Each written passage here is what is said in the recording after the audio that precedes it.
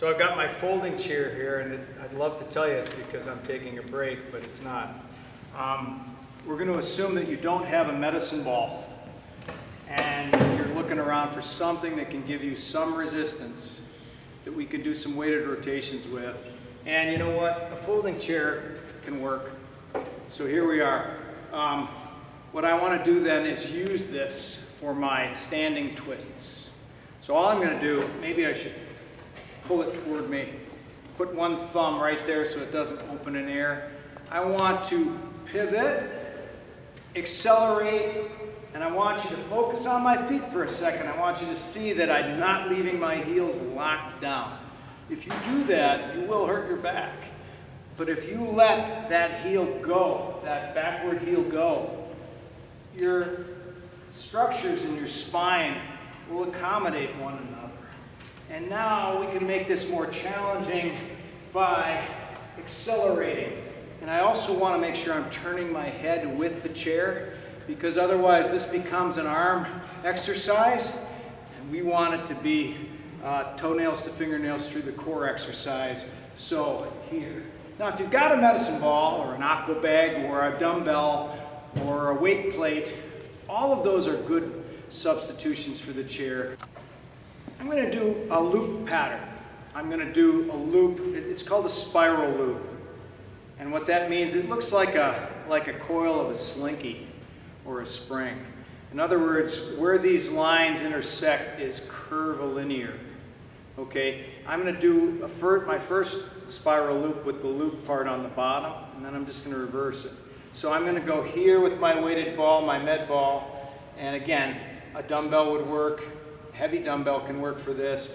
You're going to make this spiral like this and then finish. So you're going to accelerate, and I like to finish on one foot so that I have to make sure that I can reduce force effectively and efficiently without falling off to the side.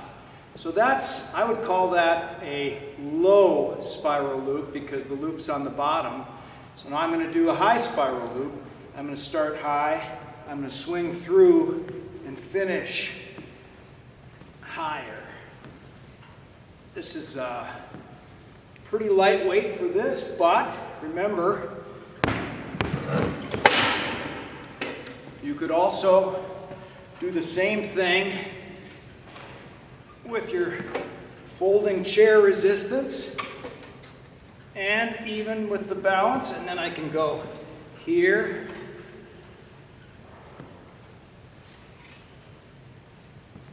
you can change. Now I'm going to use my med ball. Again, dumbbell works fine. I'm going to start down low on the right side. I'm going to swing diagonally up, and then I'm going to do my forward pivot and finish down low here, and then unwind it. I want to go up and down. And obviously, then I would have to repeat the forward pivot to start and the reverse pivot to finish. Basketball coaches will like this, but so will throwers. This one we call arcs.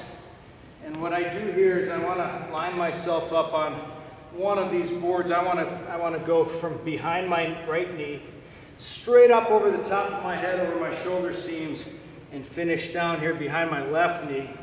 And I want to make my feet active for balance, which I'm sort of losing.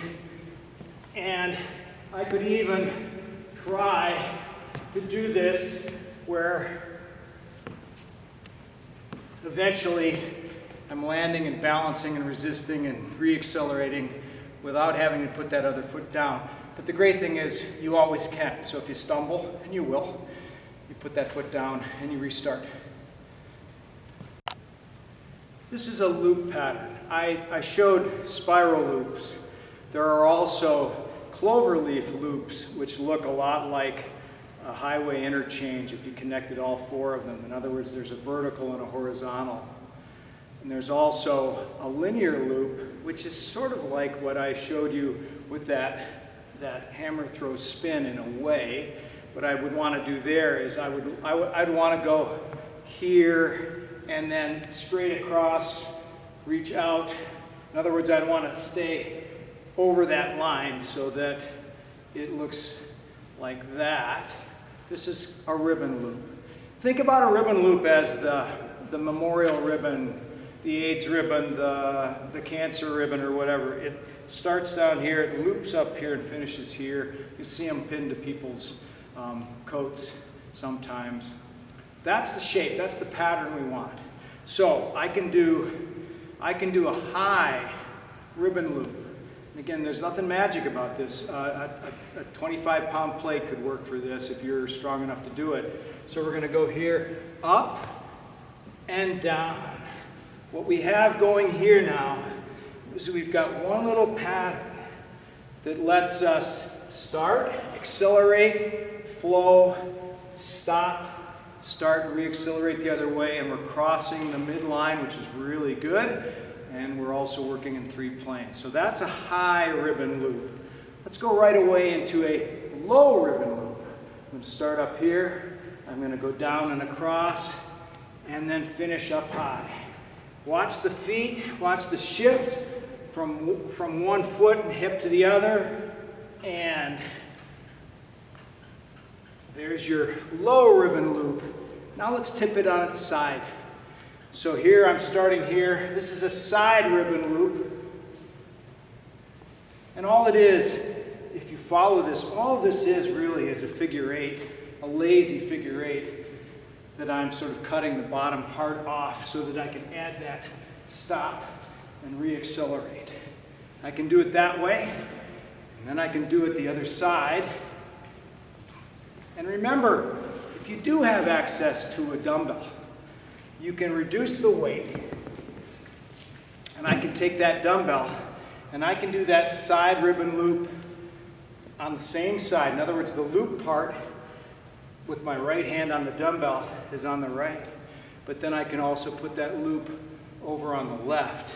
And you're going to feel, if you've ever played tennis or racket sport, you're going to feel that sort of forehand, backhand connection between your feet, your hips, and your arm. And then you could change hands and do that again with the other side. Ribbon loops.